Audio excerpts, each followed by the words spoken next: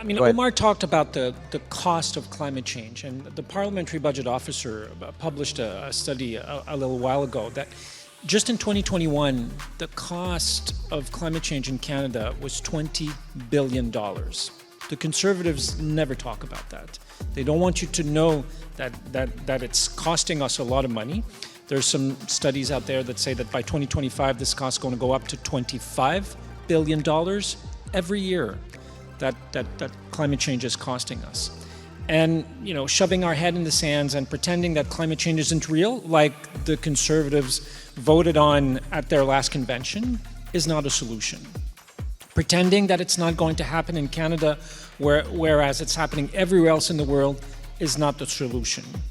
And our government is putting a plan not only for light-duty vehicles, but for medium, heavy-duty vehicles, for the aviation sector. The budget talks about tax credits for sustainable aviation fuel. The marine sector, the budget announced over $100 million for green shipping corridors. So we have a comprehensive plan that will tackle climate change, but also is a promising, exciting, delivering economic plan that is creating jobs for Canadians today and tomorrow. So just in the past few weeks, we announced a large purchase in Toronto of new electric buses. Those buses are being built in Winnipeg. And that's exactly the beauty of the work. Yeah, yay, Winnipeg. When we're talking about the economy and environment going hand in hand, when we're talking about the jobs that get created, that's exactly what we're seeing as those synergies being developed right across. And so for a while, Toronto, we had until last summer, I believe, we had the most electric buses out of any city in North America. It's an amazing thing, and that was with federal support.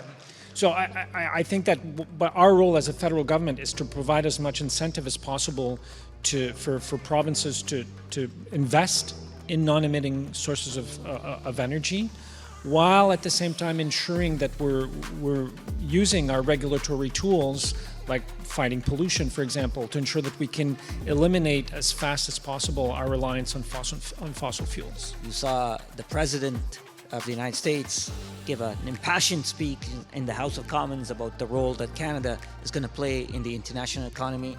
You heard the President of the EU Commission say the same thing just a few weeks before that.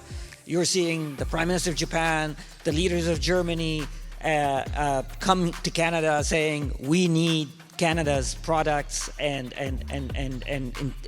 innovation. We are the only country in the G7 that has a free trade agreement with all G7 nations. We are so well positioned, not only to create an environment and an economy that is fantastic for Canadians, but the world wants what we're working on.